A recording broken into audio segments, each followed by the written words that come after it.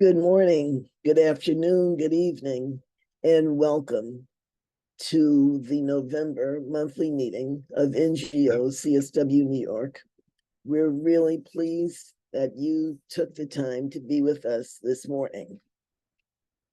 We're going to start with an update from Ivy and me, and Ivy will be here shortly. But we held the open forum. Okay. And I'll let Ivy give you information about the open forum.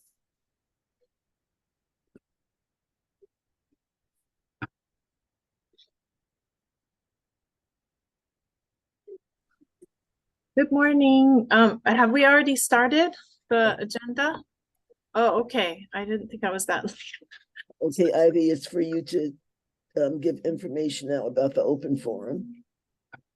Yes, so the open forum, we just held the meeting earlier this month, and there is a YouTube link that you can watch if you had missed it. And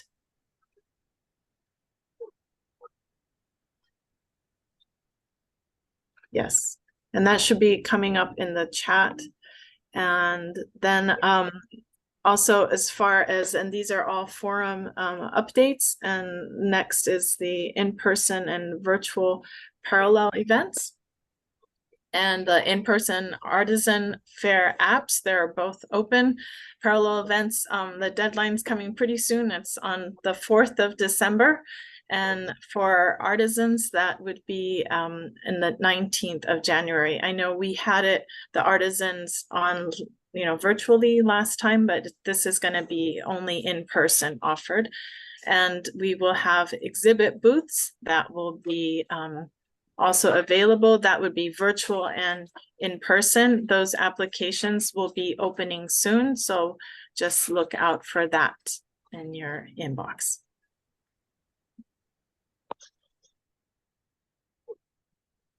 The exhibit booth applications will be opening soon. And this year we're going to have exhibit booths in person as well as virtual. So I think that it gives everyone an opportunity, everyone who wants to have an exhibit booth, in order to share information, documents, videos, whatever information you want to share, you'll have the opportunity to do it either in person at the Armenian Cultural Center or virtually on our brand new platform, which is going to be quite lovely. We'd also like to announce that we're having an event celebrating the Universal Declaration of Human Rights 75th anniversary, and it's being jointly planned by 7 NGO committees: the NGO Committee on Aging, NGO Committee on Financing for Development, the NGO Committee on Human Rights, NGO Committee on Migration, NGO Committee on Social Development, and the NGO Committee on Sustainable Development. So we are particularly heartened to have so many like-minded NGOs coming together for the common cause.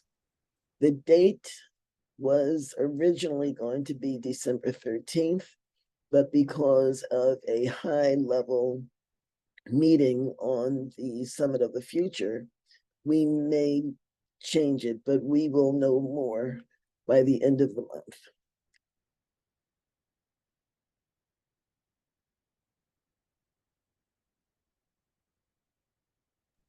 Okay. Now Ivy's going to give you information. And actually, I wanted to call to the floor. I wanted to confirm with Rahel, my co-chair. Rahel and I are co-chairs of the Peace for Gender Equality Working Group, and she's going to share what happened at the last meeting, which was our second meeting. Thank you very much, Ivy and Pam. Hello, everyone, and welcome. I'm so glad that you made time to join us today.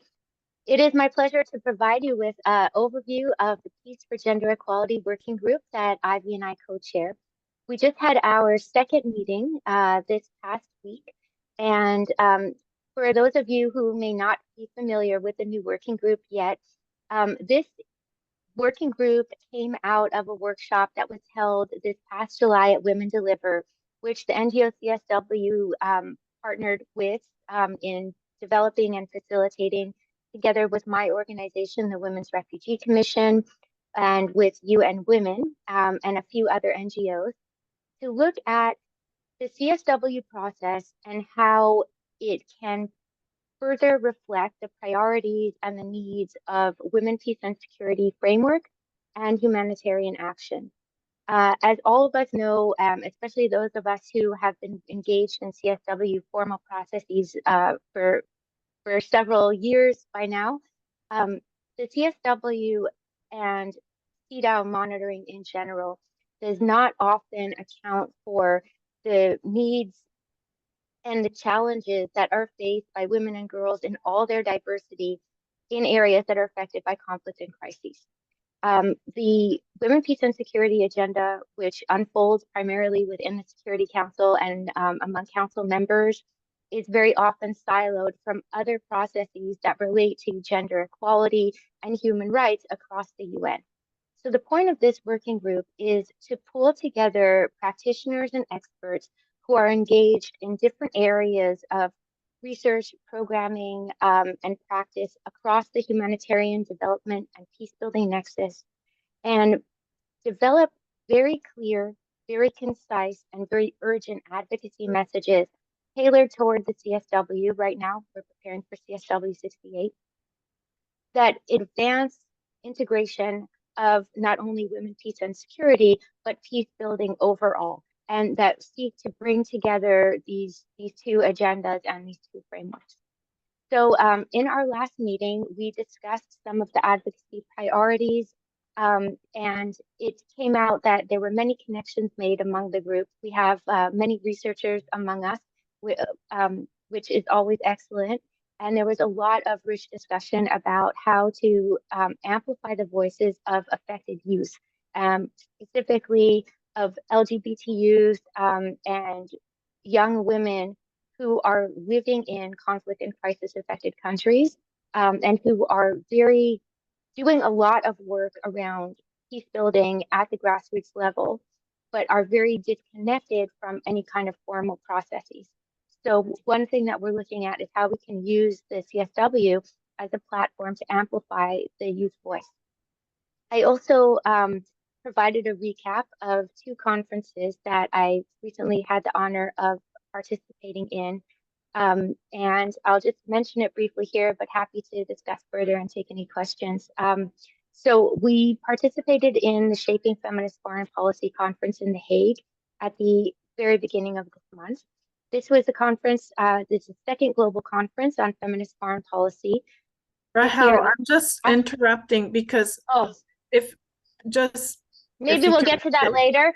So just for the working group, if you are interested in all this stuff, please join the working group. And then if Rachel or one of our colleagues wants to drop the email for the working group in the chat, please feel free to get in touch with the co-chairs, and we'll add you to the mailing list so that you can know about the next meetings and join in. Thank you. Thank you, Rahel. Sorry, we have so much to share. And the other thing was that we're developing a one-pager also to describe, about our working group, the goals and objectives. And I will hand it back to Pamela now. Thank you, Ivy. At this time, Rosa Lazard, the vice chair, is going to give us an update on our UN engagement working group.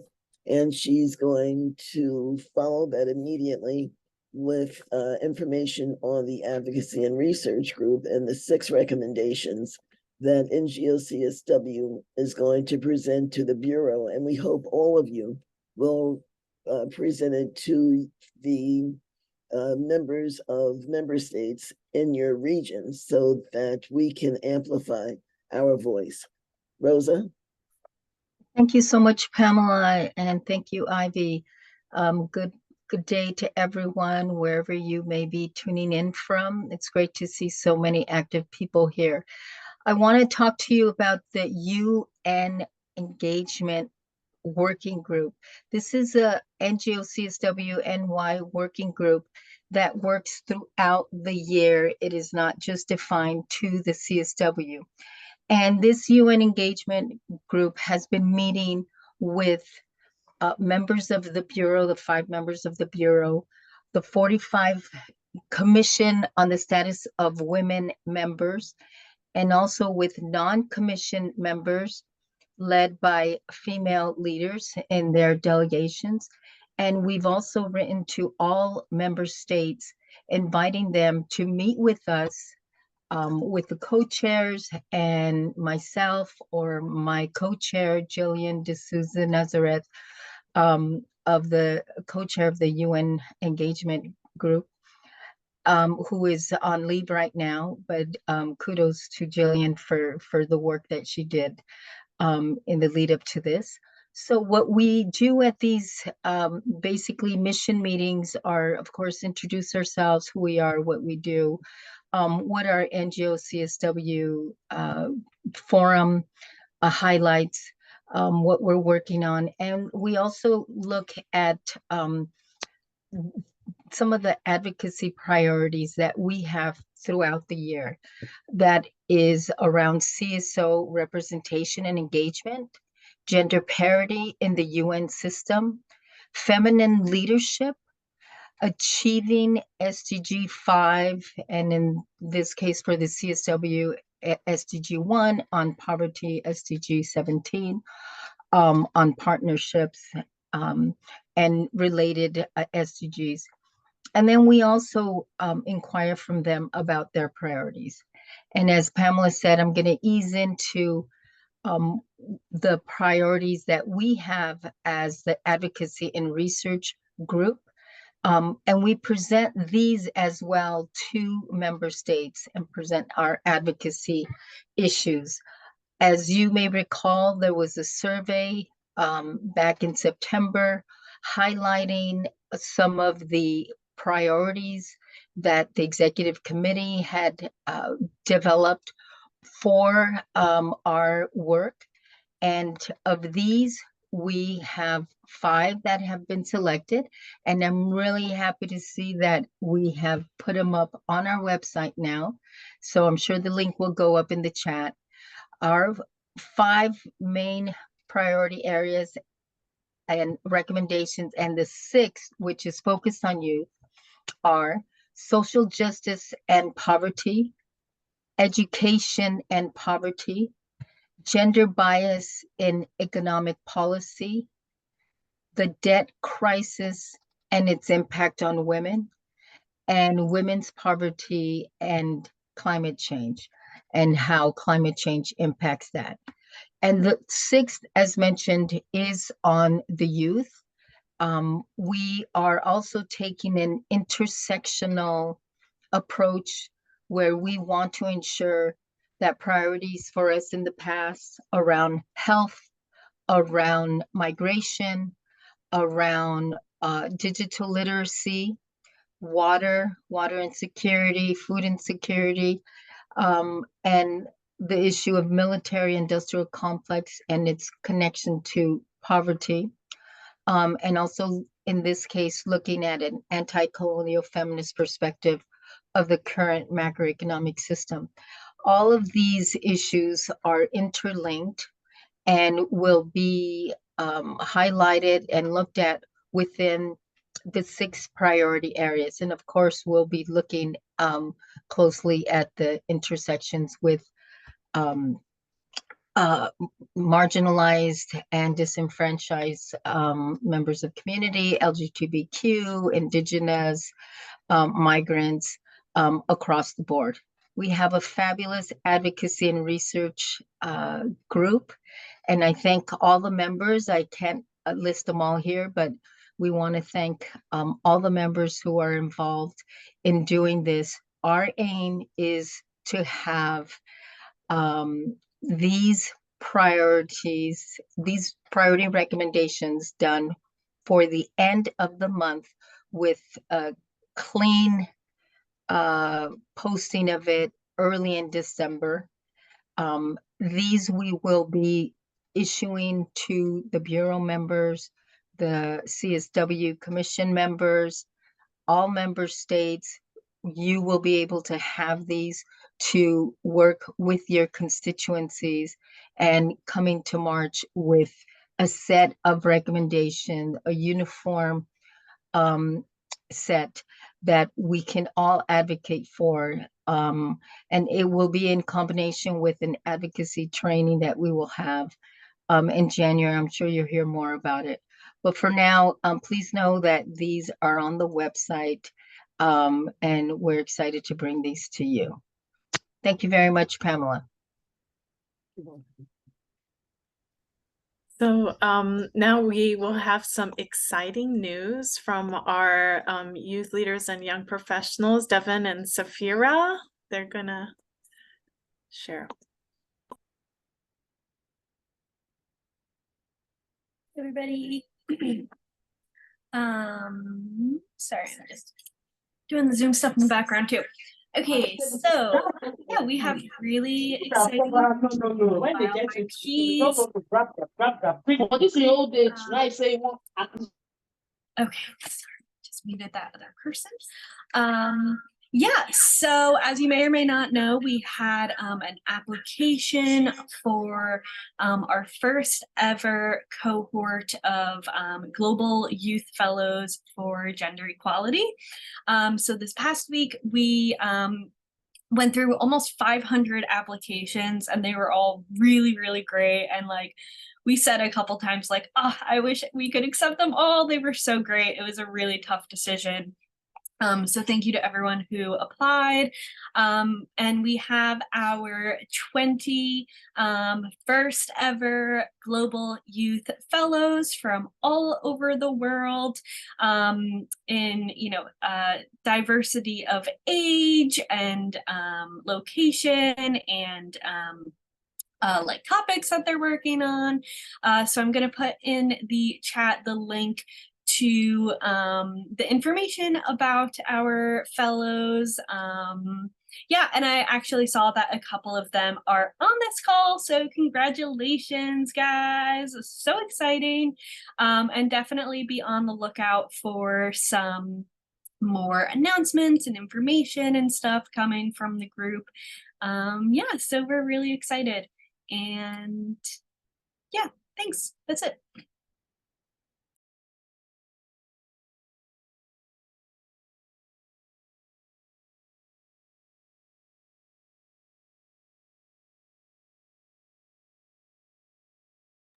Multitasking is tough, isn't it?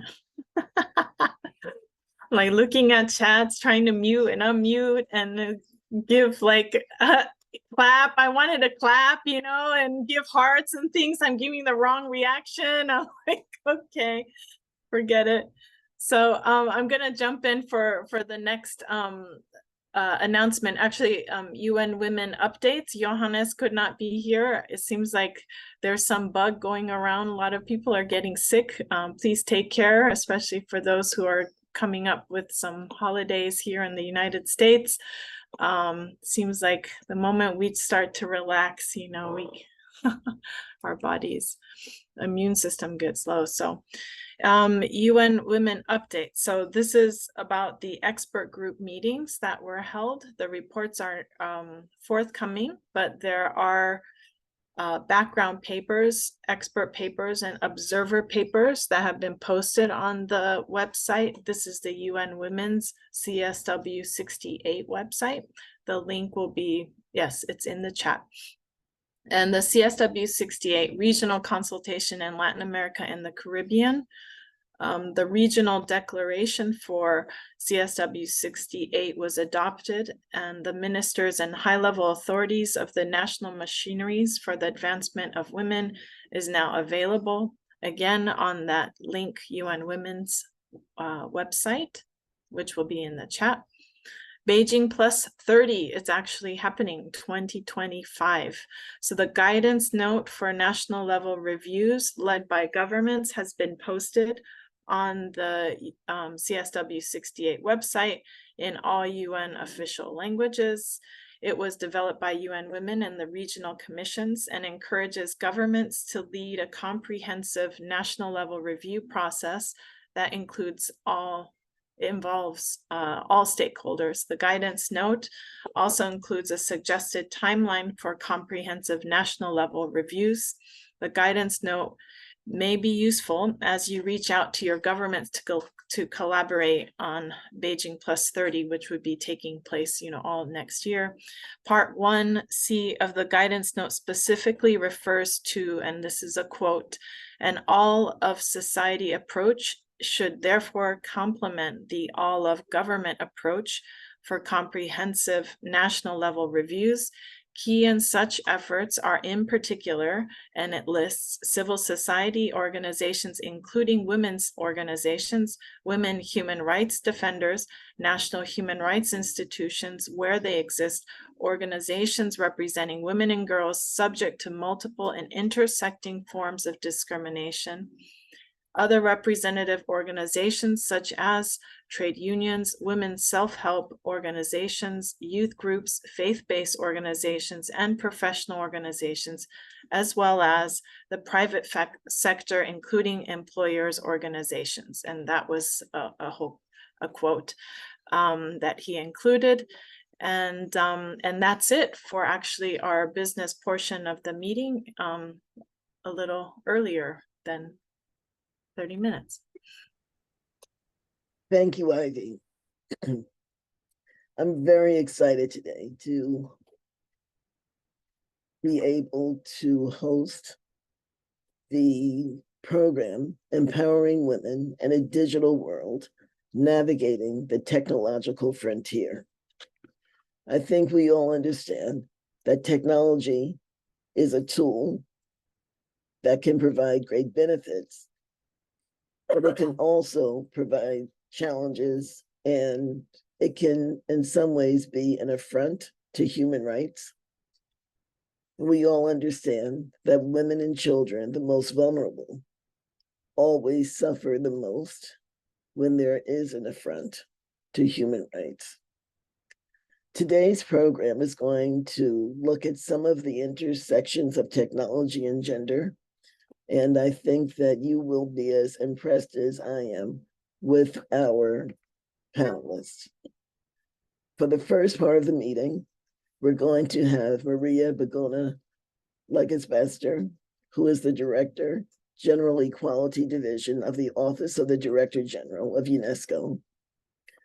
We're going to have Professor Deepa Buraldahar from Georgia State University. And then we're going to have a video that is going to look at killer robots, because our original panelist is unable to be here today, but we think that killer robots is such a compelling topic and important for us all to be aware of that we did not want to remove that from the agenda. After the video, we're going to look at good practices. And we have two people with us who the Secretary General of the United Nations actually acknowledged during the SDG Summit. We're going to have Elsa Marie da Silva, founder and CEO of Red Dot Foundation, and she's going to talk about her Safe City app. And then we'll have Felicitas Hain, founder and CEO of Audiopedia, and she will give us information on that as well. So at this time, I'd like to ask Deepa if she would. I don't think she's here. She's not here yet.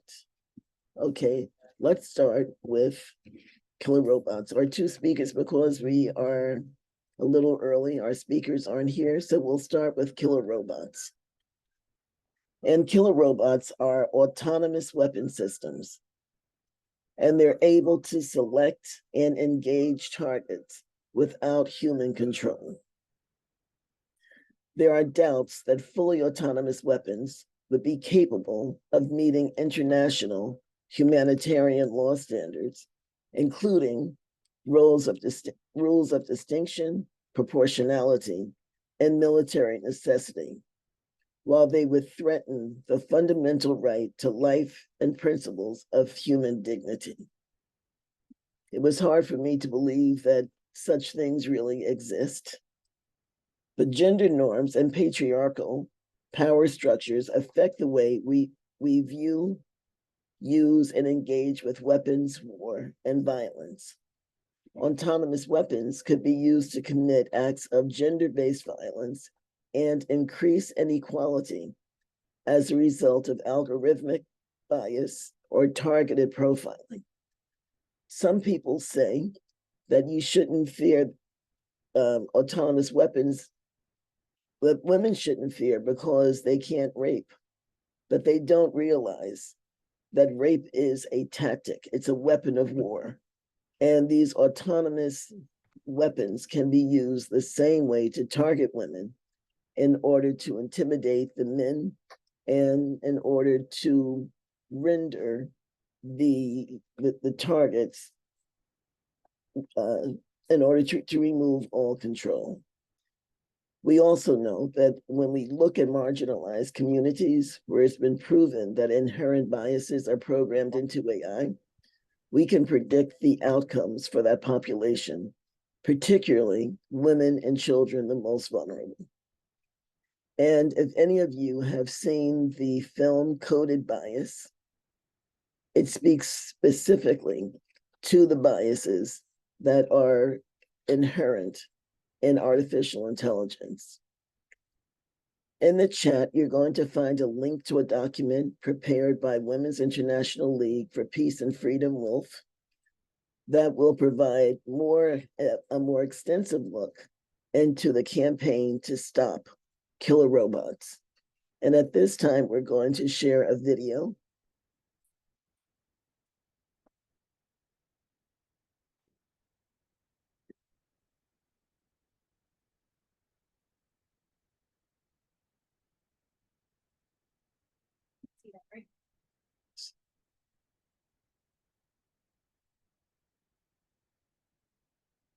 We can't hear it.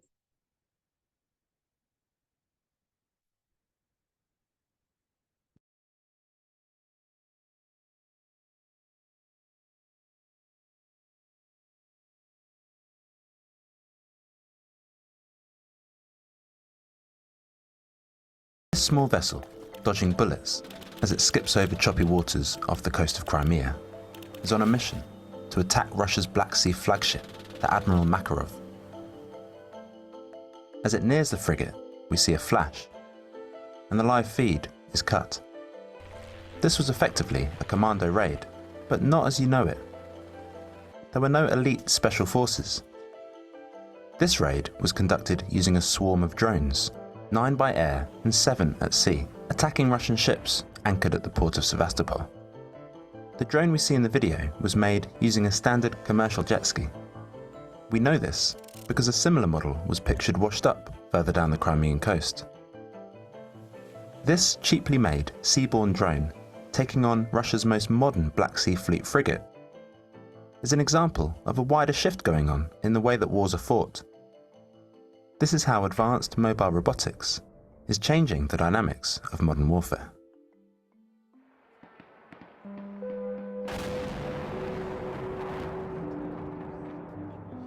This is Kyiv on the morning of the 17th of October.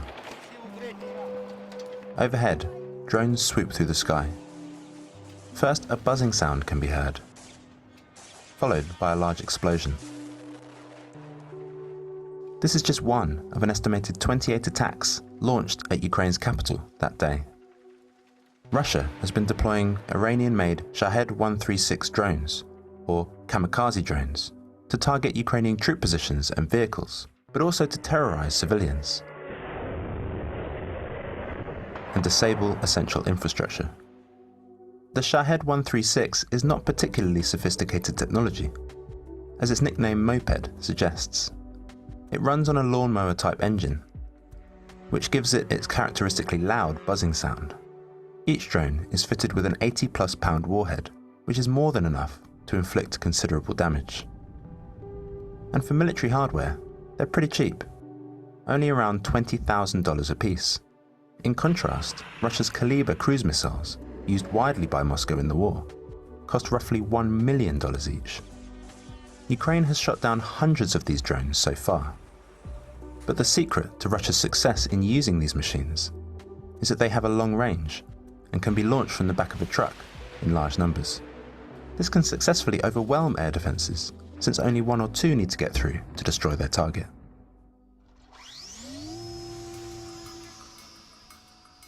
It's not just Russia who's using unmanned aerial vehicles, or UAVs, to gain an advantage on the battlefield.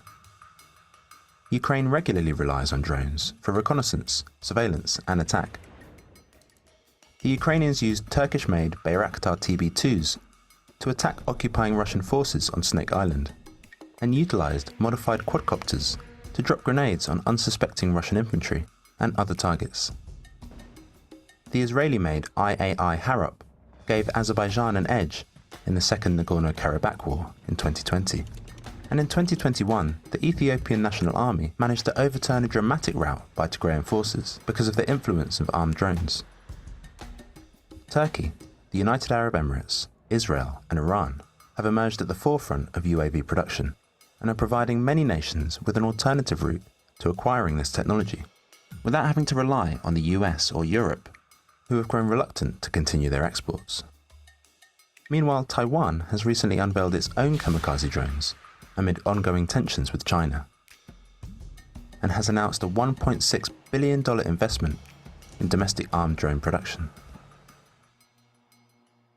But what prompted leading robotics industry companies to issue this open letter expressing serious concern is the weaponization of general-purpose robots.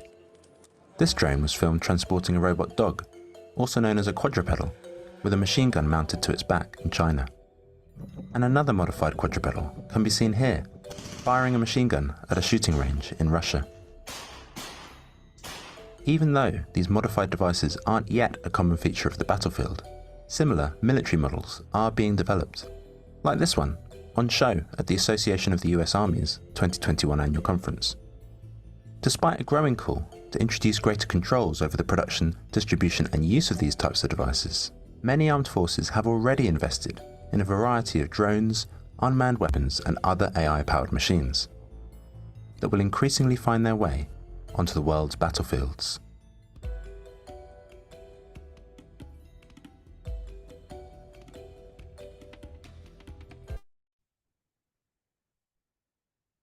That's so frightening for me personally, and I think it's something that we have to stay on top of.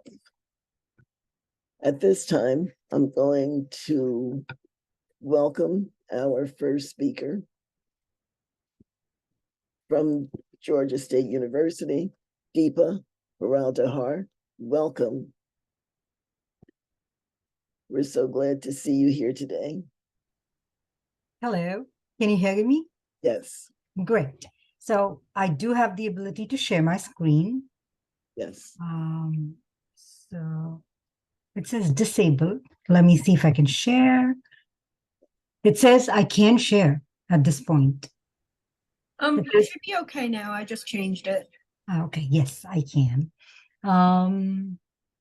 Okay, I believe I've picked out the right one.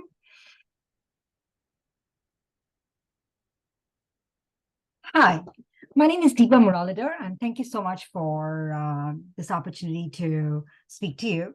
I'm a faculty member at Georgia State University, and you could call it a midlife crisis. No, I'm kidding. I decided that my husband's gift to me at age 50 was going to be that I was going to go do my PhD. So I went to Georgia State University and started knocking at doors. And my amazing advisor said, "Oh, I've never had someone who wants to do a PhD with having a clear idea on what they wanted to do. So would you want to join me?" And for the last 4 years, I'm now a PhD candidate. And I think in a year or 18 months, I should have my PhD. My PhD, when I went knocking at my advisor's door, was I said, in the last 20 years, computer science has really gone through a 180-degree change.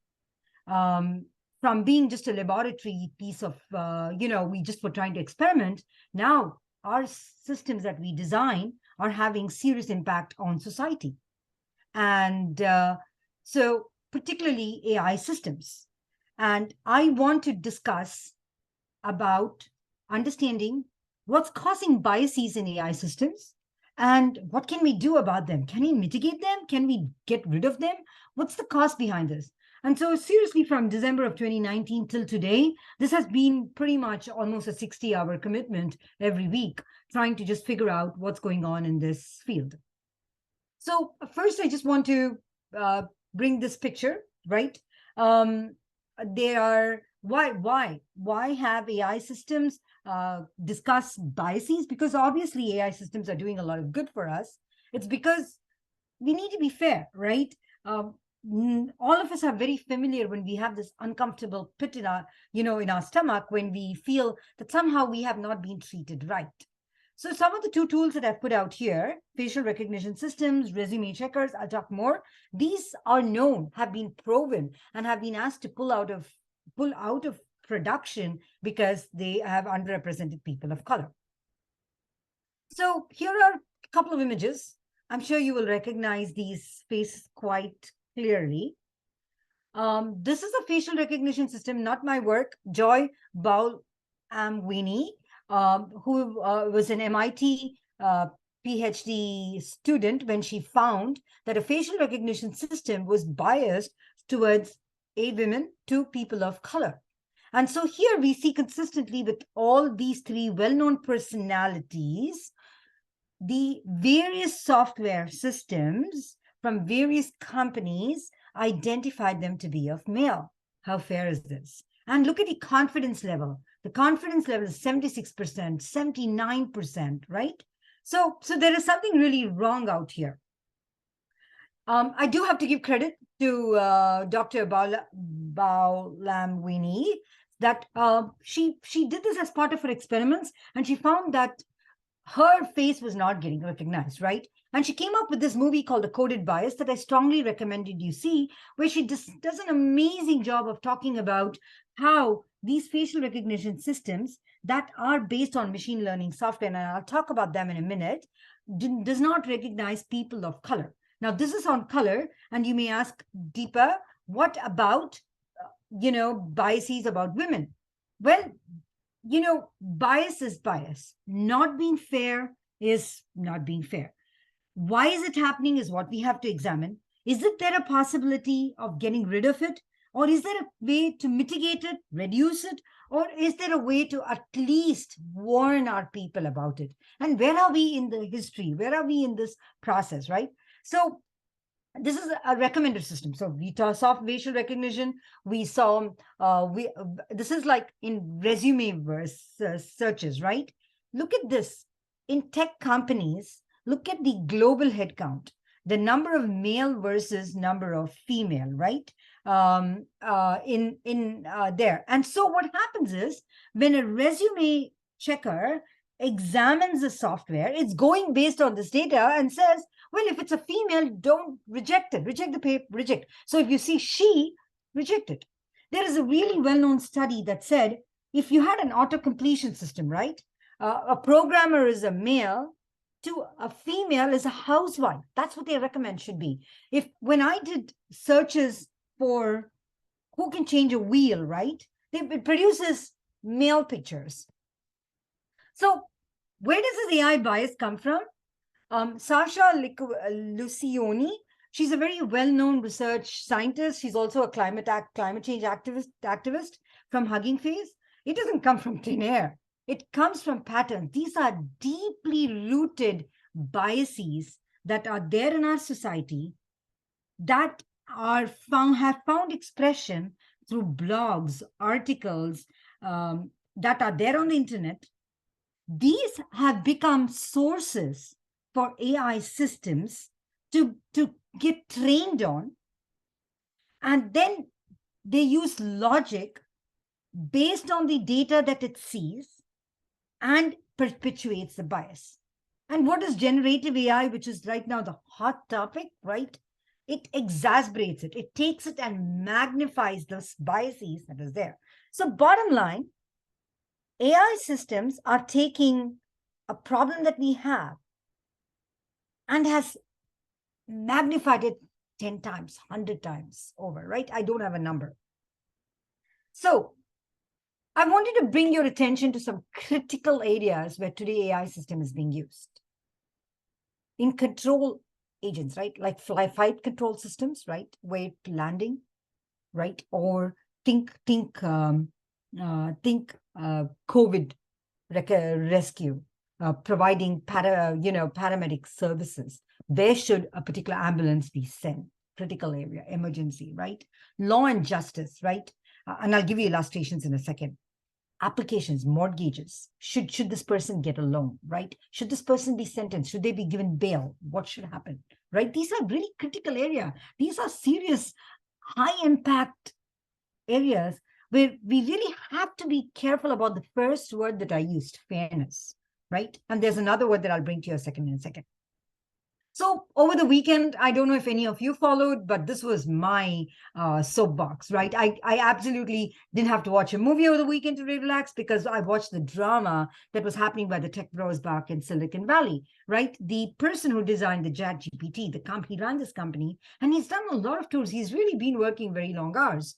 And he was asked to leave OpenAI. OpenAI is a non-for-profit company. And its goal is to see if artificial intelligence, particularly artificial general intelligence, can be used for the benefit of society. Their claim is that, I don't think he's a doctor, so Sam Altman, Mr. Altman, was not very transparent. And they say that he was also not necessarily adhering to the company's desire to keep it non-for-profit. If anybody's interested, as of last evening, Microsoft has offered Sam Altman a job. The OpenAI board has genuinely fired him and his co-founder, and they both are now working for Microsoft, along with a whole team of people who have chosen to resign, right? And this is true, what he said. I mean, if the technology can go wrong, I mean, I just showed you, right? We saw the first scene. It is wrong to classify Michelle Obama as a male. I mean, it's already gone wrong. What do you mean it can go wrong? It's already wrong. I want to have you take a little step back here, right? I want to point out to you that bias is not just in the gender, right? It happens in race, in age, in religion. Basically, the data and the models are zoning in on one section. So if they've not taken into the broader perspective based on the needs of their audience, it's going to show bias. I want you to get that idea, kind of sort of think about this, right? It's not like someone's sitting down deviously and saying, "Ooh, we've got to do this." No. Really, that's not happening. This is going kind of out of control almost. And that's why really, as you will see, I come down to saying this needs to have some guardrails, but I'm going ahead of myself. So here, an example. Shoplifting arrest, the AI system. So this is for bail, right? Remember I showed you bail? Risk 3, a gentleman, Caucasian, a young boy, African-American, high risk. Risk 6 is what the AI system said. Ultimately, when he was left on bail, Mr. Rivelli was found that he went on to steal more. This side, DUI arrests. Lugo was given risk 1. Miss Williams was risked high 6. Guess what? Then later on, he was left on bail. Lugo went and crashed and created more problems, went back into DUI arrest. So where is this fairness, right? I want to bring your attention to something that I read. In 1977, apparently, our then President Kennedy said that judges and justice givers, lawmakers could get biased. So if we could have an AI, have a computer system give some of these, decisions, perhaps we will be able to get rid of the bias that could exist in humans. But reality is the AI systems that have been built today, they are based on data, based on AI models. They are machine learning based. They are actually, as I said earlier, exacerbating the biases. Look at this, COVID, right? We said the pandemic was a great equalizer. Not really. When healthcare was provided to the African Americans during the time, they found that Black people were less likely to get the medical service they need when compared to white people, right? One of my work has been on religion, and I want you to see this. These are images that I generated. When I put down, I went to an AI generator and I said, religious man with many wives. What does it come up with? This is what it comes. And it's a little shocking, isn't it? Right? This one is also part of my research. I put in prompts. I put in like statements like, this is how Christians pray. And look what it comes against Islam, right? Or the Maulana was praying. People were screamed at, the fear-based. Look at the negativity, right? That's there in these kind of texts. Reality, the data, is perpetuating deeply rooted biases. And there needs to be guardrails. Companies need to be regulated on before they need to be audited. There needs to be clear audition standards on how they when they can release the AI system into society. They need to be made accountable. Who takes accountability, right? There's a big conversation when you talk about self-driving cars. If the car were to crash, who takes responsibility? The lawyers, the insurance people, the driver, the AI system that designed it, the car company? Big conversations, right? This is really why I decided to go into this research. I literally talked to my advisor about this particular problem.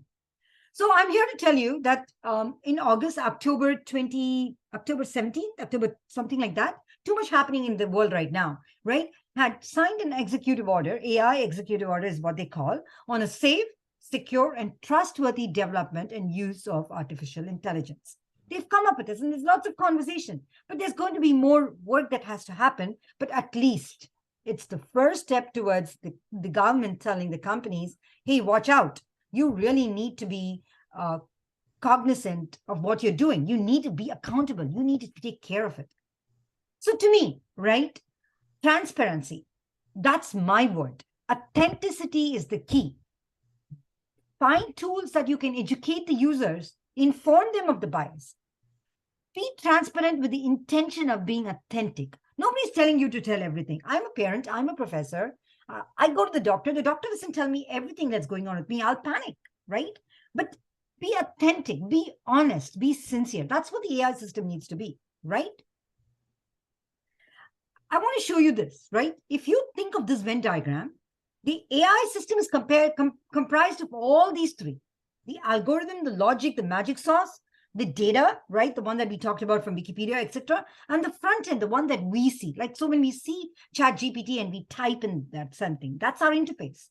The all three together, right, should result in, when they intersect with each other, they should provide this information so that they are transparent and authentically transparent, right? We are not saying, tell us everything.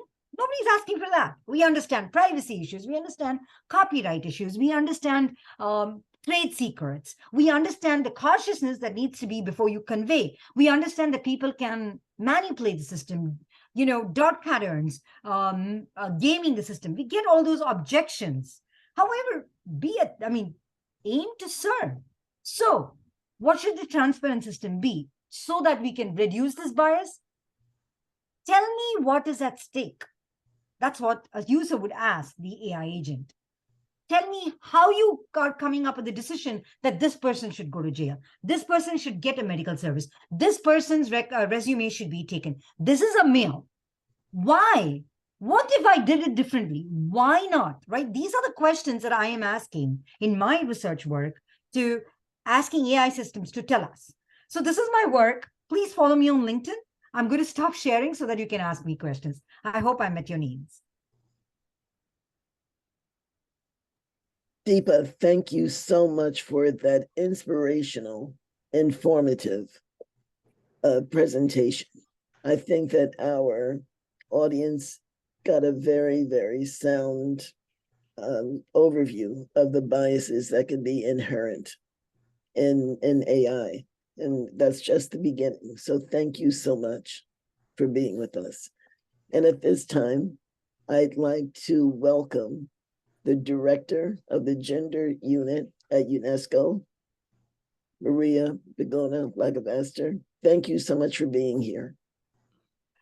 Thank you to you, Pamela and Ivy and Rosa. I met with you and you were kind to invite me. I'm very happy. And I'm going to follow on when Deepa has left. It was very interesting.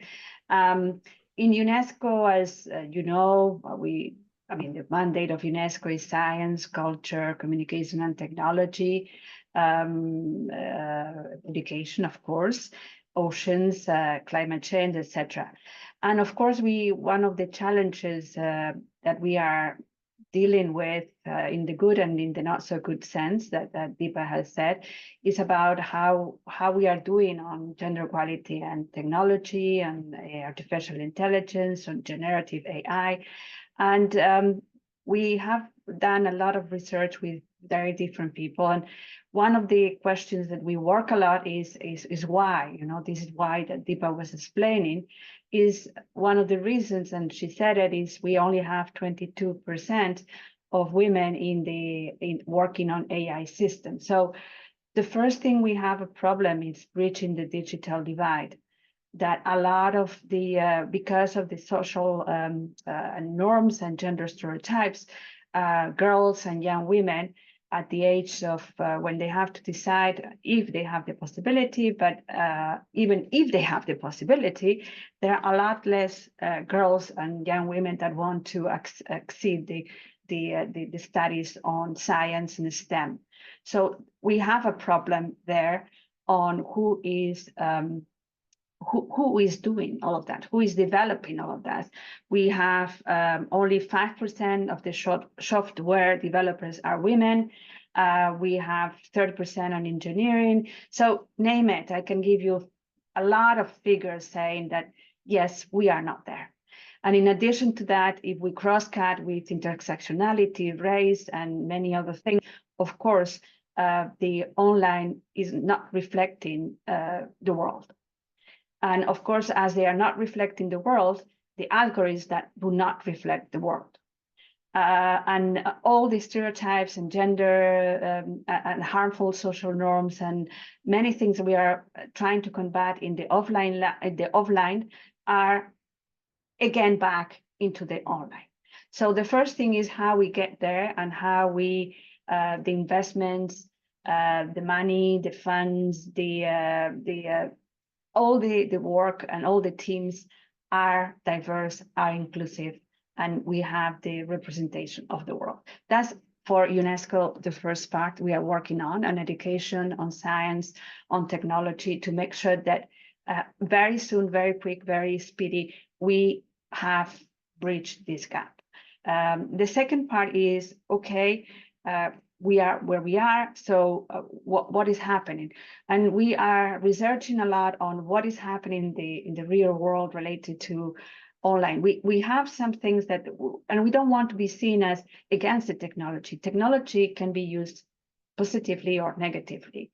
And what we have to do is try to use it positively. So the first thing is there are more of 20 sectors really at this moment that artificial intelligence is being used, either health or legal system, as Deepa was saying, or social services or education, name it. There are a lot of where these are being used. Sometimes are very helpful, for instance, in identifying cancers or making sure that the decision makers have enough information that cross-cut everything so their diagnosis, particularly in health, is more accurate. And that's good. So we are not trying to say that technology and artificial intelligence is bad. The problem is how it's being used. One of the things we are trying to make sure is about access to information. We need to be aware that if, for instance, and regulators and decision makers and legislators need to understand that we cannot decide, as we were talking at the beginning, these chilling and horrible how do you call it, killers, automatic weapons. We have to, one of the things that I ask always is, as citizens, we need to know if decisions are made only by machines, if decisions are made by algorithms. Is there anybody, human being, that has review, that has approved, that has been involved in the decision making? Because that's what the first thing we have to do. Understand that if we are citizens, as we are in any country or in the world, we should be able to ask and if human beings have been involved or not, and who is the responsible for any decision, because there can be a lot of very important decisions, and Deepa was saying, done by an algorithm that, as we will see later on, not necessarily they have a lot of information, but not necessarily common sense, and we don't know what is the criteria information they have put there, and probably is biased. So that's the first thing, access to information. The second thing I will say is transparency. We need to know who makes the decisions. We need to know who are responsible. So in any case, either it is in a trial, in a court, in a health, in the list of who is going to be taken care quicker than others, in the social services, we need to be who is responsible, because at the end of the day, and the transparency, where you have taken this data, which algorithm, which criteria, what is the data they have about me. So all of these things are interesting to understand from the perspective of public decision making and regulation. The other thing is, what are we looking at the negative effects is on violence against women, and this has been extremely grown, like with the generative AI and artificial intelligence. So we have a lot of studies on the areas we work on: journalism, on artists, on scientists.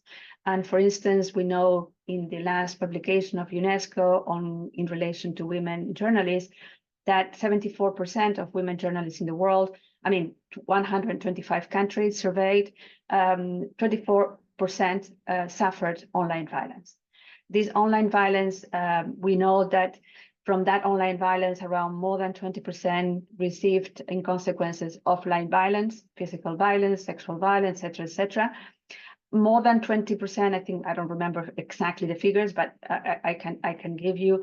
But more than 20%, they left the social media, the platforms, etc. So if you are going to be a journalist, I don't know how you can operate if one part of what is your assets to work you don't access because you feel that you are going to be unsafe, you and your family.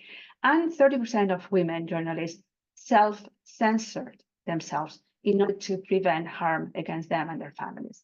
If we look at artists, we don't have yet the information, we are researching that, but it seems that is the same. Scientists, we had the first time awards of scientists in conflict, where we've seen that women scientists are being harmed by online violence, and particularly climate change, particularly in preventing natural disasters, many other things, and also women's science. So I think that what we are seeing is a trend by which women that have decision making, I can say politicians, we don't focus on that. I think UN Women is doing that. But politicians, journalists, artists, human rights defenders, climate change activists, scientists, name it, all women that have an opinion, that can bring an opinion, that can give, can be part of a decision-making process in whichever way or form, are being attacked very severely. And the last thing I would like to say is that why is different an attack to women online versus a man? And we are working with a very good engineer, Ruman Chawari. She used to be in Twitter before. Now she is one of the, I think they consider the best engineering, and with her and her team. And she explained very well. It's not my expertise, but she explained very well. I will try to do the same, or at least similar, if I can explain. Is like most of the online attacks that we receive, men and women, versus a post that has not inspired the same opinion to everybody. The fact that the attack may be acute versus men and women, but it's different afterwards, because it may be acute attack in the beginning, But the acute attack to men is more on the content, while the acute attack of women may be the content, but also the person, because she is a woman.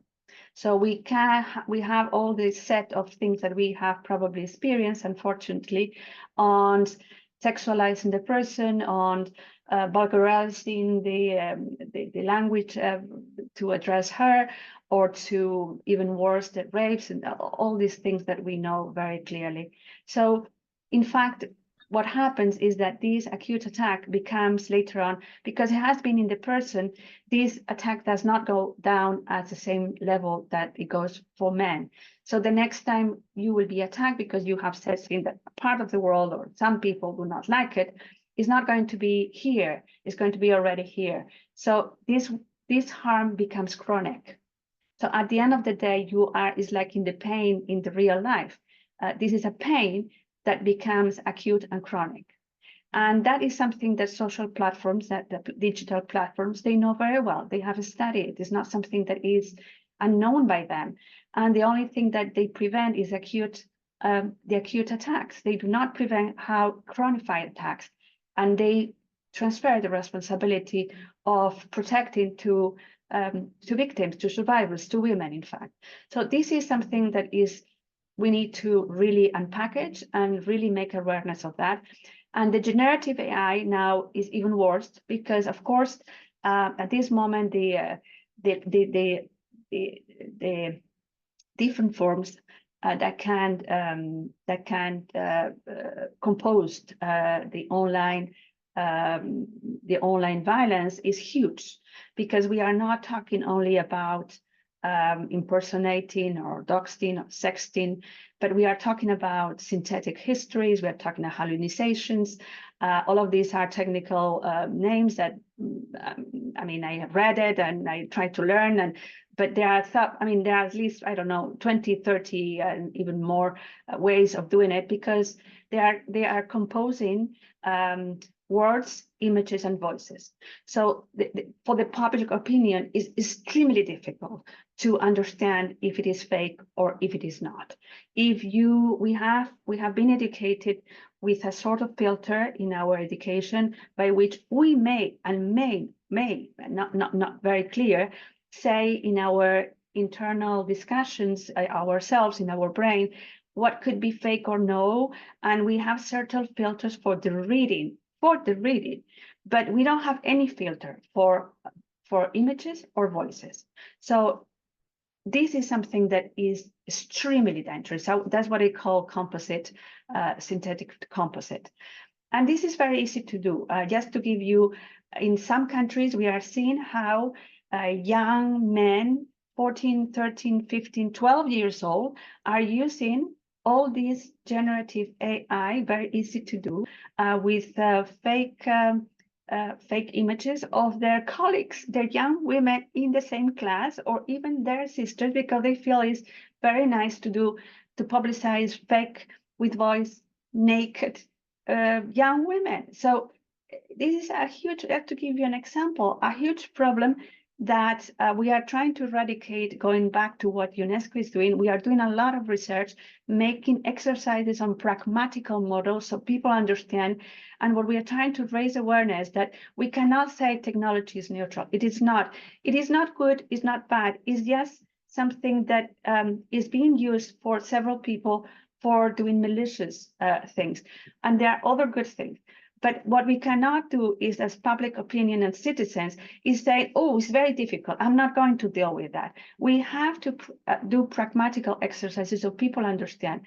And in education and many other thematic areas, we have the ethics of recommendation of artificial intelligence. We have tools on gender, tools on many things. So countries need to align with that. We have tools on how teachers and education systems need to use generative AI from the perspective not to substitute it, not at all, for the perspective of using the good things, but at the same time making sure that in the education we learn filters to understand how this works. I'm going to stop here. So not to go further, but these are the type of work we are doing in the Division of Gender Equality, alongside with the experts on education, on culture, name about the films, the series. We have had a lot of conversations with the people that were in strike in Hollywood and many others in the whole world. And of course, communication technology and ethics, etc. Over to you, Pamela.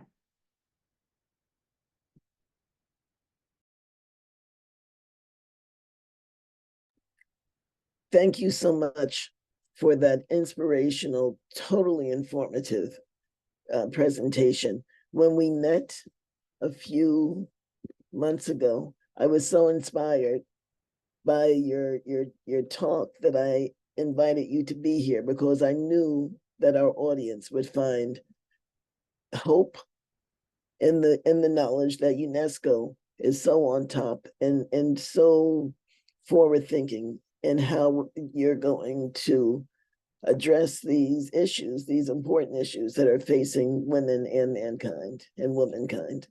So thank you so much for being here. Thank you.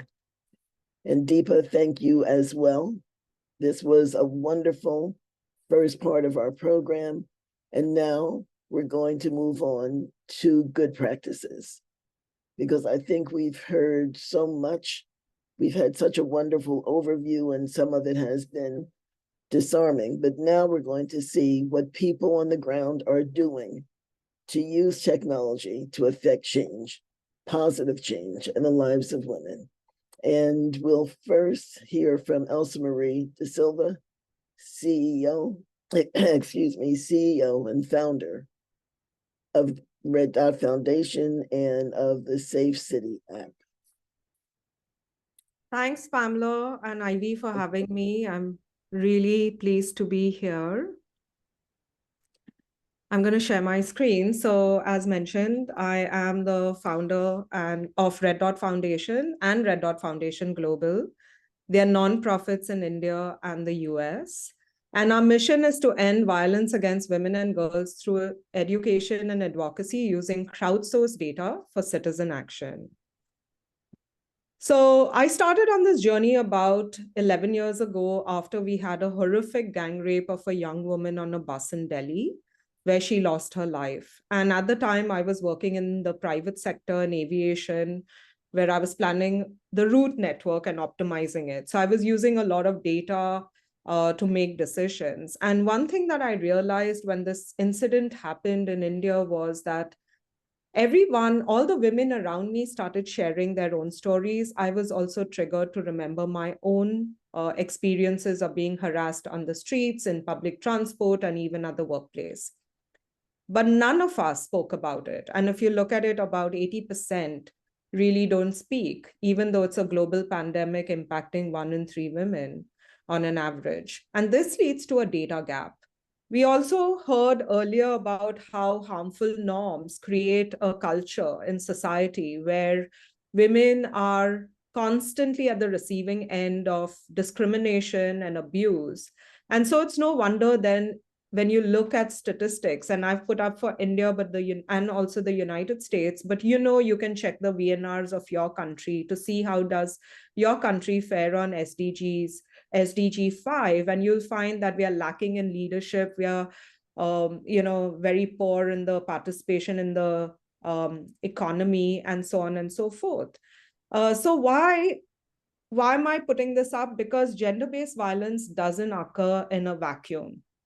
It occurs because society allows it to happen, and we have to break that culture of silence, because first of all, we need to understand what causes this, but we also need to understand the context in which it happens. We have to understand the various forms of sexual violence.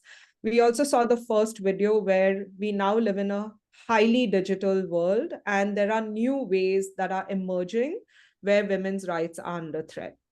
So what does Safe City do? We make the invisible visible through anonymous reporting of personal experiences of sexual and gender-based violence.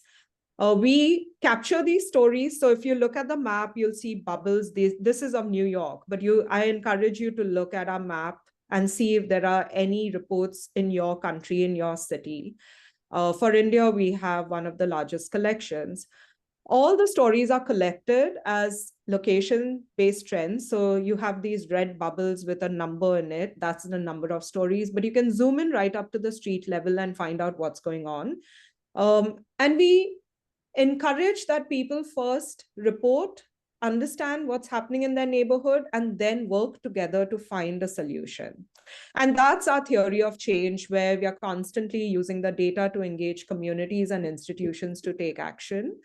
We work with two major constituencies, youth and women. So youth, because they are early adopters of technology, but they are also out and about in public spaces. They use a lot of public transport. And our data shows that 90% of young people, when they are faced with a traumatic experience like sexual harassment or abuse, do not often tell an adult. They tell a friend who doesn't know what to do. So we have this program where we are training them as civic citizens, peer educators and first responders, to understand the spectrum of abuse, the laws in their country, understand data and how the data can be used to develop solutions. We work with women also because most of them are survivors of some form of violence, helping them understand how to challenge harmful gender norms, take back their agency for their rights, and work as a collective. Because when you go to, say, the police station or your civic authority or your elected representative as a single person demanding justice, the spotlight is often put back onto you, saying that you were the cause of the violence. But nobody can really dispute with the data, and it's very powerful as a collective if you can go and show that it's regularly happening. I can share this presentation later, but we have lots of stories at the individual level, at the collective level. So Shalini over here is a young girl where she was, along with her friends, subject to sexual harassment, especially in the minivan that took her from her village to the school that was a little away from her village. And she didn't find the ride pleasant at all. She was constantly touched and groped. And this affected her ability to study and concentrate. But she had aspirations. She wanted to do more. And she almost dropped out of school because of the trauma that she experienced. Now, some people might think about catcalling, staring, and even touching and groping as minor forms of sexual harassment, but these can be very debilitating to many people.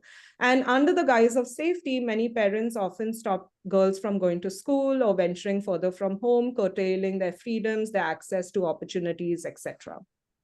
Also, we tend to self-censor and limit our own access to opportunities.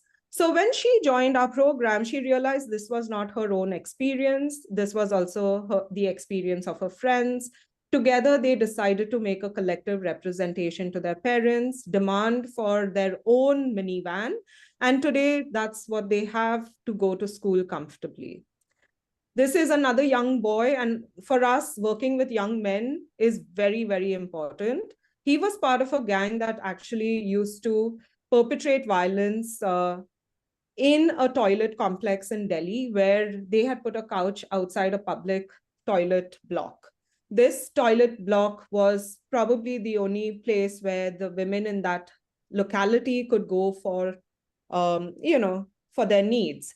It didn't have proper doors, proper lighting or windows. And on top of that, these guys would catcall them, would take pictures, film them, adding to the stress. And as you know, many women might limit the intake of liquids or try to control their body. So that leads to medical health problems as well, right? So when this showed up as a hotspot, the public block, toilet block, we asked the women and girls what would they like to do. And some of them decided to actually invite this guy and his friends to a meeting and shared their stories. And these guys thought that what they were doing was fun. They didn't know it had such a horrible impact on these women and their lives and the girls. And so Manoj over here, he decided to join the campaign, become a peer educator. And now he's very actively involved in encouraging young girls and their parents to send them to school and college, etc. But we have many stories where Safe City is a global application available in 12 languages. It's completely anonymous in line with GDPR, the European standard. We have partners in 17 countries. In Kenya, for example, we partner with Jane Anyango, who's an amazing woman leader. She works in Kibera. But she has owned SDG 11, which is Safe Cities and Communities. And using the Safe City app and the data has been able to engage her community, religious leaders, urban planners, UN Habitat to talk about the needs for a safer space, public space, safer transport. They've also approached a member of parliament to table a resolution to include public space violence in the definition of sexual violence. And that's awaiting being passed in the Kenyan parliament. In the Philippines, they have been working with mayors, especially the mayor of Quezon City, Joy Beaumont, and she has endorsed the app, encouraged her community to report. They have amazing infrastructure like one-stop crisis centers and other resources. Unfortunately, because of the silence around it, there's still a reluctance to go to the formal system for justice or for mental health resources. So when they see the reports come in on the application, it's all anonymous, right? But the barangay captain, which is the tiny unit within her jurisdiction, issues a notice to the community, inviting them to a workshop specific to what's showing up on the Safe City map. They have seen that there's been an increase in the access to these resources. So this is a clear case where, anonymized data sets like what we have can help institutions make their infrastructure more effective to the community and respond in real time. In Romania, for example, our partner works with Ukrainian refugees who, in addition to the trauma of being displaced, were also being targeted on the streets. So they worked closely with the police to identify these spots and make those spaces safer and more inclusive. And we have many stories. I can share this later with you. So really, our approach is encouraging people to share their stories, break the silence, but then use that data as a collective to make a case for change. And the change can come through in many different ways. You can work with the police, you can work with religious leaders, transport officials, or even elected representatives. And the idea is to inculcate a culture where we are consciously thinking about safety in both public, private spaces, and I include digital over here as well. And you can check out our app. It's in its third iteration, available on web, Android, and iOS. And we have 17 country chapters. We've trained over 250,000 people. And most of the reports, we have the largest crowdsourced data set. Most of it comes from these interventions that we do on the ground. So we also work directly with the police, and we've had a lot of international recognitions. I would love to partner with y'all. And here are our coordinates. You can write to me at info or elsa@red.foundation.org. Follow us on Twitter and Instagram at the Safe City app. You can also scan this to scan the QR code on the top corner to access our apps. Thank you very much for having me, and I look forward to collaborating with you to making cities and communities safer. Thank you so much, Elsa Marie. You know that I believe in your product, and I've seen how it can help. And it's just a remarkable thing that you started on your own. Very much like Felicitas, who is going to speak with us now. Both of these wonderful entrepreneurs saw a need, and they were able to fill it with their application. Felicitas?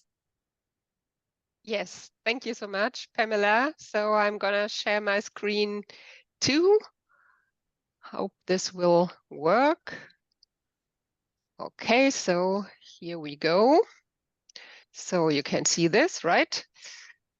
Okay, so My name is Felicitas. I'm the co-founder of Audiopedia, and I'm super happy to meet you all today and tell you a bit about our project. So I'll try to keep it short. This is our core mission in a nutshell. Our idea is to bring information, vital information, knowledge as a tool of power to literally every woman on this planet. And why do I stress this?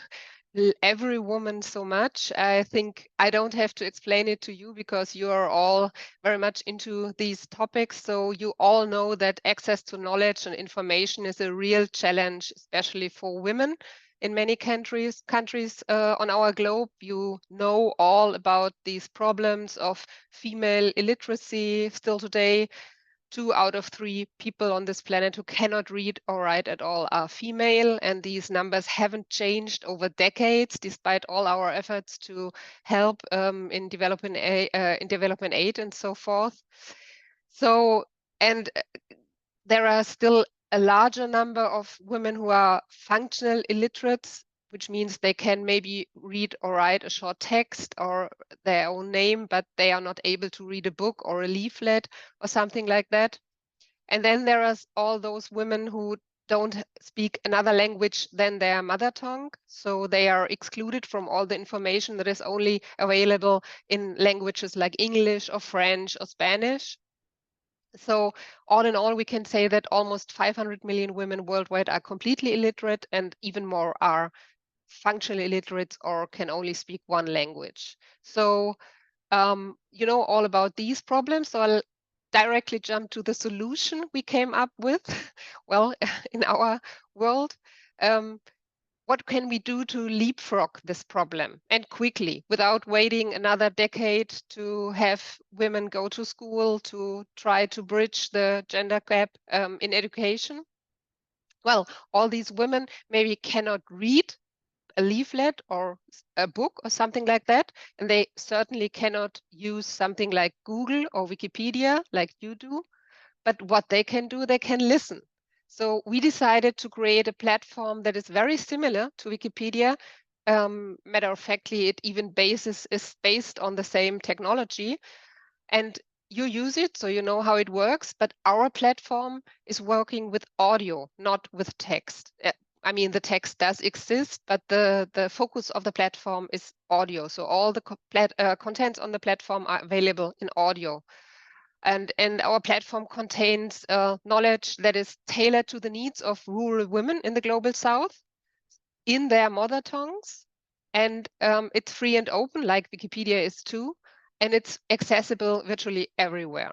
So when I say it's tailored to the needs of the rural women in the global South, you will see that we are biased too, speaking about bias today, but we are biased in the opposite direction, so to speak. So our bias is focused on women, on women's need, and especially on women's need in the global South. So I've got a short video for you. I hope it will work, illustrating our work.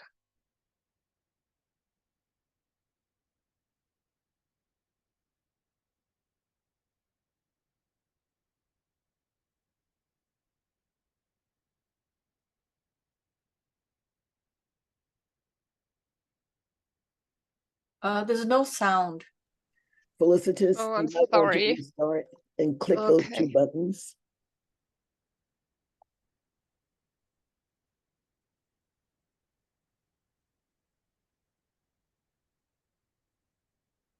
Felicitas, I think you should stop the video and then come back in Okay, and stop sharing. okay. So, well, it doesn't share the sound, correct? No, it will. Please stop sharing. Okay. And then, So now go to share your screen. okay. And at the bottom, you'll see 2 buttons. Oh yeah, you're right. You're Yes, right. yes. Totally Okay. right. So, Yes, okay. So I'm sorry about this. it's fine. Mobile apps. So let's go back to the beginning.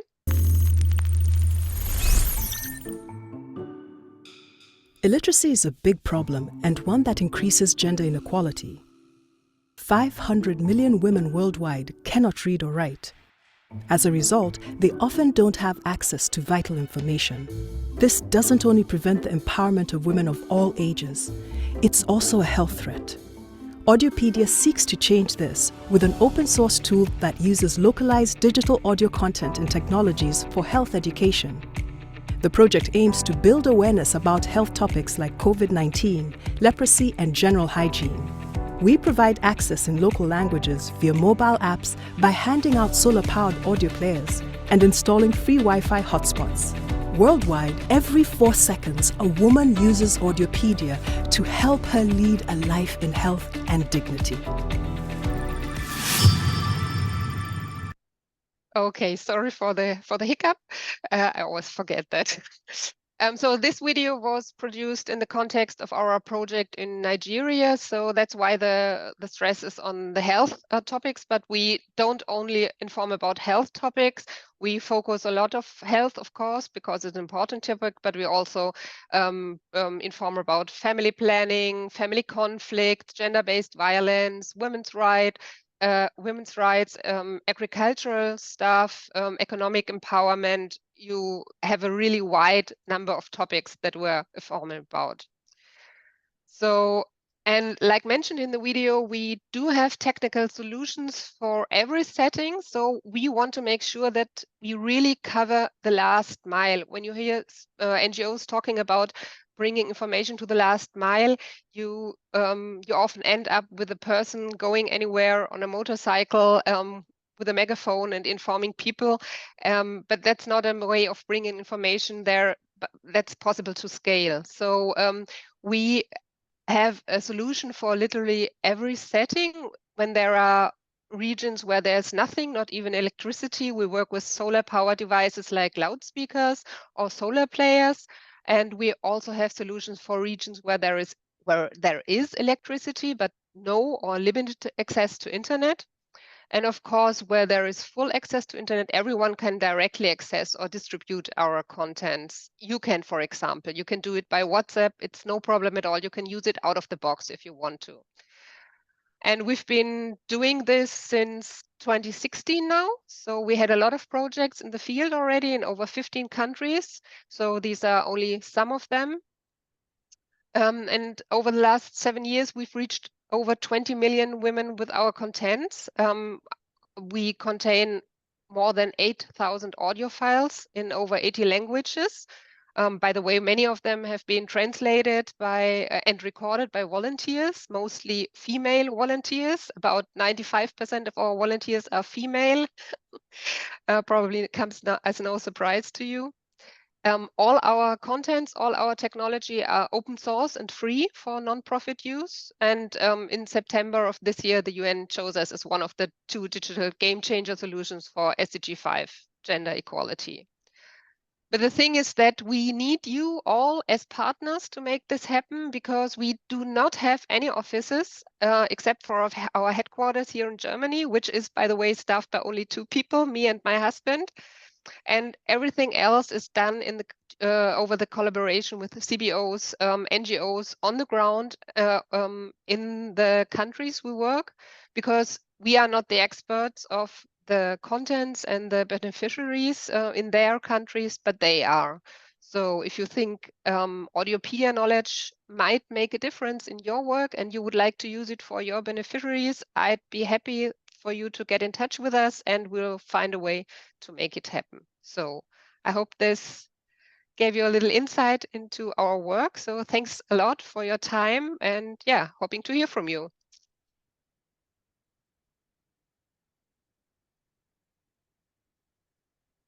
That is fantastic. Thank you so much for sharing the good news about Audiopedia. Again, it was inspirational when I heard it the first time. And I'm glad that there are a number of Zanchans who are on this call who can support you and in their local clubs as well. So at this time, I'd like to invite our other panelists back. Devin, if you could spotlight them because it's time for a Q&A. And before Deepa, if you could join us too. And before we have the Q&A, I have one question that I want to start with. And the question has to do with a call for action. And if you could think of it as a tweet, so 240 characters, what would your call to action be for the people here in this meeting who heard the overviews, all of the compelling information, who saw the videos, who saw the video about the killer robots, who saw the video that Felicitas shared with us? What would your call to action be? And no particular order.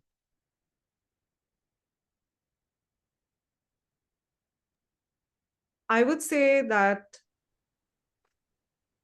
sexual violence needs to end now. It's everybody's responsibility to end it. And technology can play a part, and if used responsibly. Thank you. That's profound, very simple, and so profound, because it does need to end now. Felicitas or Deepa, would you like to go?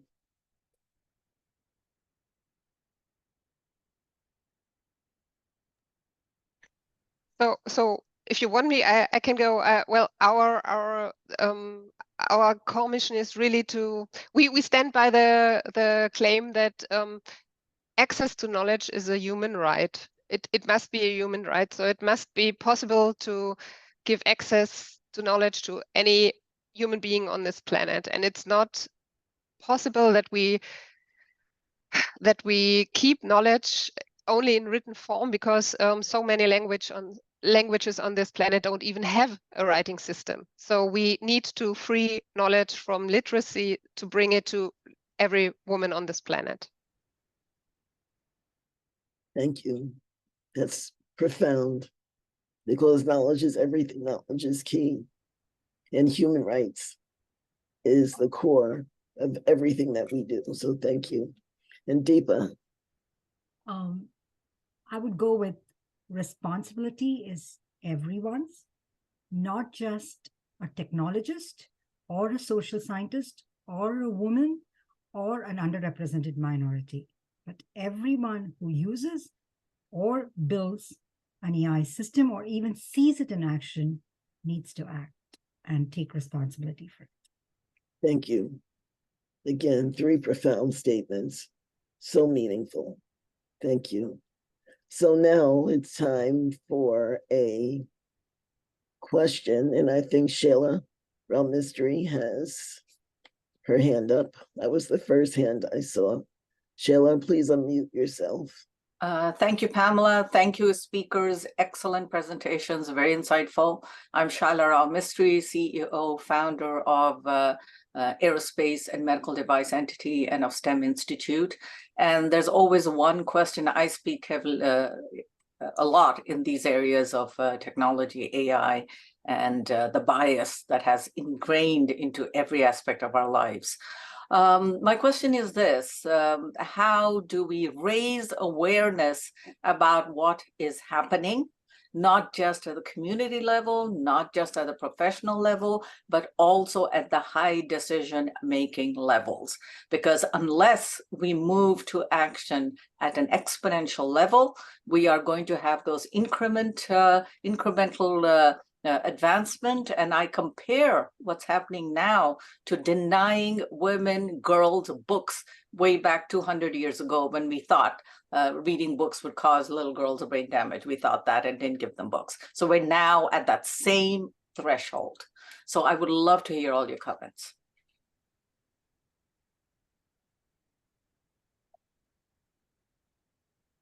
I personally think working with men and boys needs to be done on a regular basis, because you can educate women, you can help them break their silence, but unless men change their behavior, cede power, make space, and encourage women to access their rights, which are often given in the Constitution. This is not going to change. So I'm very proud that at our work at Red Dot Foundation, we have at least 60% young men who are volunteers with us. And I cannot believe that after going through our programs, they could be perpetrators of violence, because they do feel the pain. Storytelling has that ability to touch you deeply, but we also have the data that makes the case for it. So it's not just stories, it's also the data. And, to give you a small example, they don't often understand what we experience.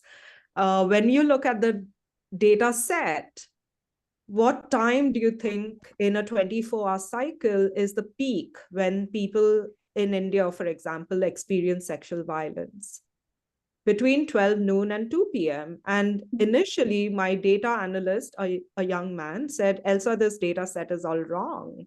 And I said, why do you think it's wrong? He said, because it should happen in the dark when, there's no light. And I said, but at that time, we were mapping public space violence. And I said, women are at home in the night. They're talking about what they are experiencing during the day.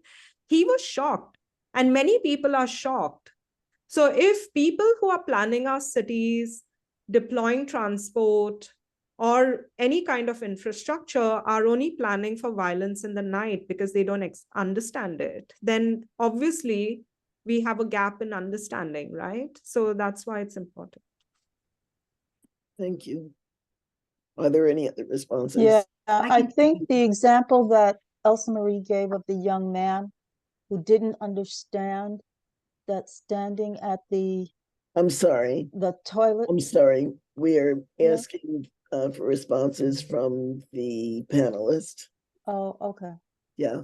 So I can just venture a quick one to that question on how to get this at the higher level. I think of it as 3 areas that you could look into. One is big AI is definitely AI bias is on the forefront right now. Everybody's talking about it. So big companies.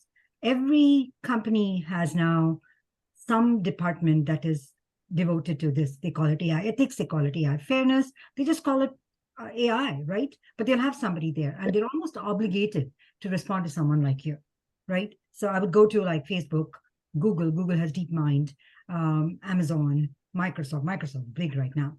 Then non-for-profit organizations such as OpenAI, they'll be very much willing to have you kind of come and partner.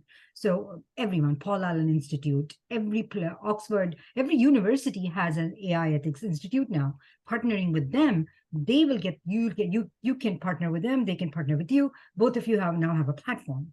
And the final one is to go to these federal governments that have been given the power by the government, like how the President Biden has given it to NIST, right?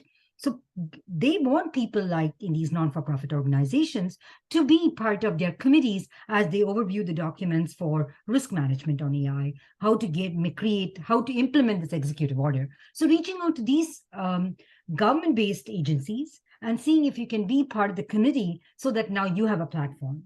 I would say these are your 3 venues to get it at the higher level. Thank you. Next question is from Crystal Allen. Crystal? Okay, we'll move on. Lily, good to see you here. Oh, this is Crystal. I'm sorry. I'm using assistive technology and I'm a woman who's visually impaired. So it just took me a moment to get off of mute. Okay, thank you.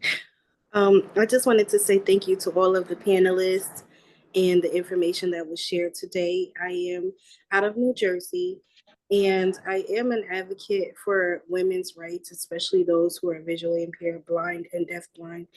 And with all of the information that was shared, I was just wondering, how can women with disabilities be more included in these different initiatives to help, increase their quality of life and provide more of an emphasis on inclusion? Because, we may be women with disabilities, but we are women first and we want to be included in these efforts. We we experience discrimination in all aspects of life, whether it's culturally based or whether it's just direct towards our disability. And I really want to get more involved in the best way possible. So how can some of this information and resources that's been shared today apply to include women with disabilities? Actually, our platform aims at people who are visually impaired or blind, because we are very much aware of this problem, especially in countries of the global south, because I think 80 or 90% of visually impaired people live there. So we are very much aware of that. And well, we do have all our contents on audio, so it's easy. And for example, the solar-powered audio players is easy to be navigated by a blind person as well. We've tested this. What we do need are stakeholders on the ground, like NGOs, CBOs, who get us in touch with these people or focus from, for example, women's groups. We have lots of beautiful experiences with women's groups sharing our audios together, so that they get a quick introduction how to use it, and then they are perfectly able to deal with our application. So yeah, that's a very important point for us. Thank you so much. Yeah, at Safe City, we are capturing the intersectionality of violence with gender, sexual orientation, disability, ethnicity, religion. Also based on requests, political instability and climate action. Apart from that, we've done a lot of focus groups to find out how can we improve our app to be more inclusive. We now have a list of updates we want. We are now raising the funds to implement it. And, you know, disability, again, there's a whole range of disabilities. So we, to begin with, our app has an empathy layer. So at least for neurodivergent people, to some extent, it is less intimidating with one question per screen, soothing colors, gentle nudges, you know, because earlier the feedback was that even if it is anonymous and I can report from the comfort of my home, it's still very triggering, and it, you know, it's lonely. So we've tried to address that. But of course, there's always more that you can do to improve. Thank you. Thank you for those responses. And now, Lily and Kuzimana, you have a question. Thank you, Pamela, and thank you to NGO CSW for organizing this panel. It's been fascinating just to see how the wide range use of the tool of technology in both the positive, but then also the very terrifying, as was mentioned in the comments. You know, I think this is like a really interesting time for some of these questions to be raised, as the UN is building up towards the Summit of the Future in September. And of course, in the context of the All Common Agenda report released by the Secretary General in September 2021, when he calls for a global digital compact. So I'm not very well versed in kind of this area of governance when it's applied to technology, but I am curious to hear from the panelists if there are ongoing conversations around maybe a future convention on the use of these emerging technologies, and if such a convention were to be, or the process for such a convention was to begin, what are the elements do you think that should be included? Because it's difficult to know, because this technology is evolving so quickly, it is so hard to keep up with it. But then at the same time, we need a framework for the governance and of how do we develop it, how do we use it, and how do we protect people, but then how do we also ensure that we are getting the best out of this technology? So it would be great to hear what you think the elements of such a convention, if it existed, would be. Thank you. I can give this a shot. Thank you. So there are plenty conferences, plenty academic conferences that are, you know, there's, for example, the one that's coming up is the AI, which has social impact on it, which is the artificial intelligence advancement. I think December, there's one on machine learning, which is an extremely well-known conference. We even have a conference which is on fairness, accountability, and transparency conference, which just purely is all about the problems that AI systems are causing. That being said, I really want to answer your question correctly. You're really interested, let's say, you and me sat down and huddled together and said, let's decide what the components of a conference should be. And it really cannot be only academic, right? It can't be just social, right? And it wouldn't be only women either. So there are just so many components. So I think I'm calling for as much diversity as possible in terms of people. That should be the first. In terms of, so let's say there was a committee that's formed, then you say, okay, what are the various aspects that we want, right? And then so many representatives from each. So that would be the first. Then I think the real hot challenges, right? And I almost feel, since our forum is on women, perhaps we just say, sorry, we love you guys, we love religion, but there's only so much we can do as humans, at least this time around on Earth. And so we're going to focus on young women and perhaps make it only women focused, right? So that would be, so make it women focused, but make it as diverse as possible, and then address every single problem that AI system can bring from that umbrella. That's what I would say. And then perhaps we can get something going. Thank you for that response. And we're running out of time, so I'm going to go quickly to the next question. Jessica Winslade. Hello, can you hear me? Sorry, it's a bit hit and miss. Yes. Yeah, great. Yeah, thank you very much to the speakers. Very, very engaging. Basically, it was originally for sorry if I butcher your name, Felicitas. I looked at it looked like Felicity, but I was like, no, that's not right. But yeah, your slideshow was very very engaging. As someone that suffers with not being able to go out and get access to information, having it online and available is very, very obviously important. But I just wanted to address all the speakers and just say, I'm sorry if you get this question all the time, but how did you get into this sort of work? Like, what made you sort of want to do it? Again, sorry if you get it all the time, but I just really wanted to know. Thank you.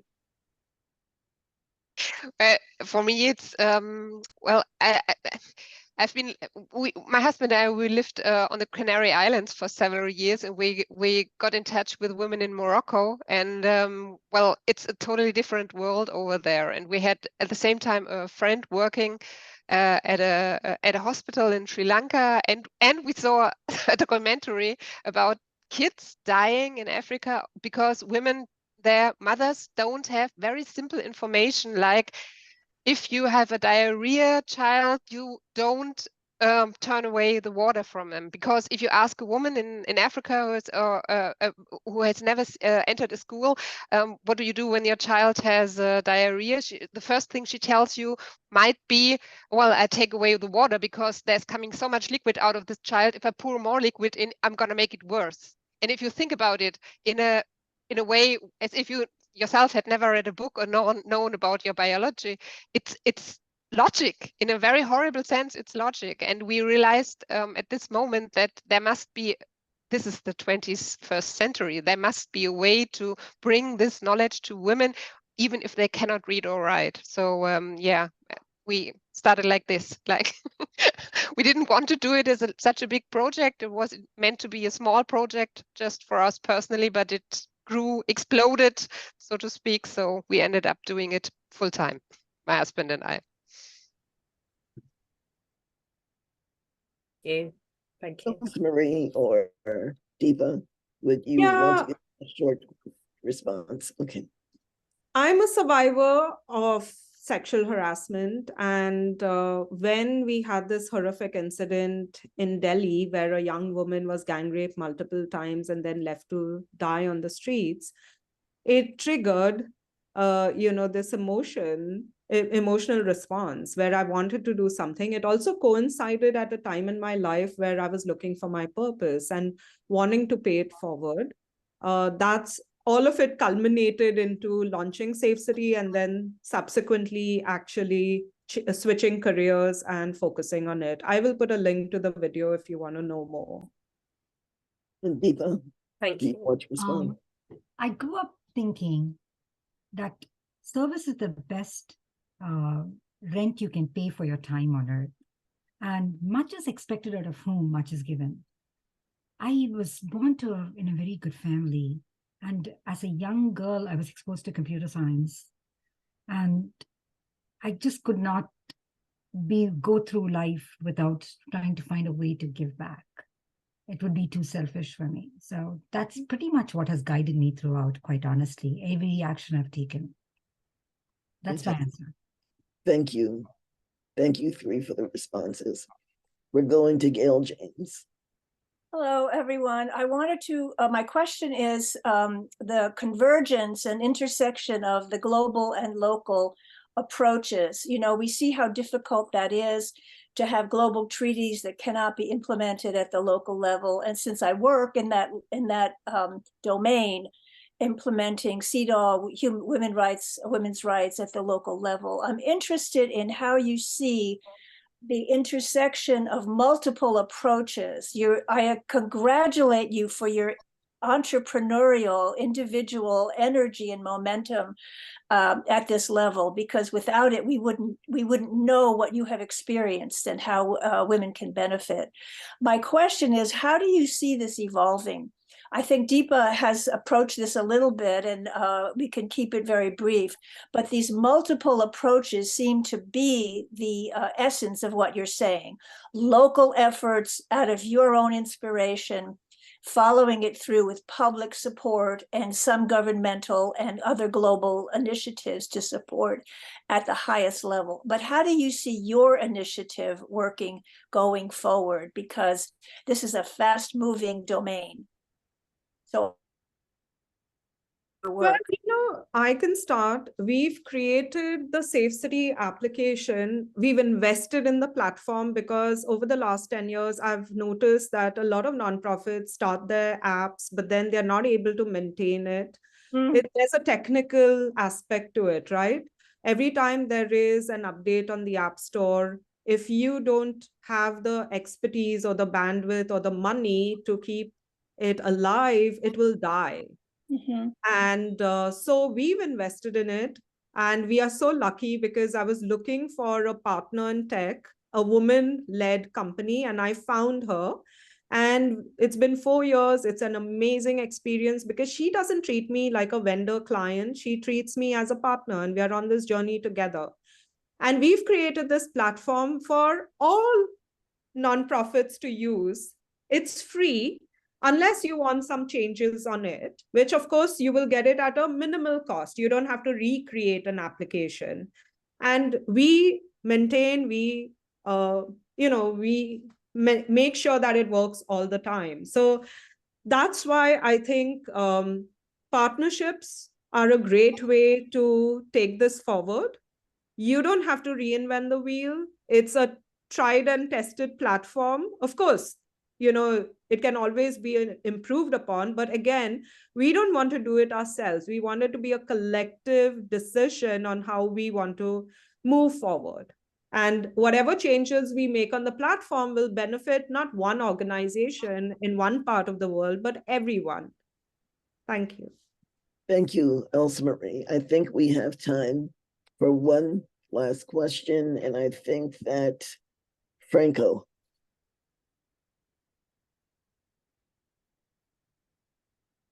Franco, do you have a question? Your hand is raised. Okay, we'll move on to Doris. Yes, I'm here, Ms. Morgan. Thank you so much for the opportunity. What a session today. I think one of the reasons why we have these gender inequalities is the deep-rooted culture of male dominance. And what I've not seen so much about advocacy for gender inequality is the engagement. How do we engage young boys to understand from a young age that it is important for them to protect, the women that they have around them. Because without much investment into young boys to become true ambassadors of gender inequality, we will be expensing so much investment into the advocacy for gender equality, but we will not be doing much in terms of changing the culture and the dynamics and the theory. So what can we do to engage these young boys to understand that they could be true long-term ambassadors for gender inequality? And I would like Ms. Deeper to go on that and Elsa to go on that. So I'll take this. As much as we may be propagating more of boys as computer programmers, I think we need to get them to design programs that Feliciatis and Elsa Mary are designing. I think just like how Ms. De Silva said, when they got some boys involved in the activity, then they were more cognizant and they were kind of reformed. I think in my area, right, if I actually have done the wrong thing. So you've made me think, sir. I involve girls to work. Like most of my researchers who work with me, they're women. But I'm thinking almost perhaps I'll go and get the guys involved and help them see and teach them to be different. Then they would probably respect, and then they see a woman who's worthy of respect, then perhaps they would respect another woman more. So thank you for that. Thank you for that response. Thank you for the question. Our time is up, and it has been a delight to have our panelists. It has been our honor and privilege to have our audience. We're going to ask you to please turn on your cameras and to open your mics so at least we can wave at each other and bid each other a good farewell. Thank you. And for those in the US, a beautiful Thanksgiving holiday. Thank you. Very good Thank information. you. Thank you. I am from Gracias. Thailand. Thank you so much. Thank you. Thank you.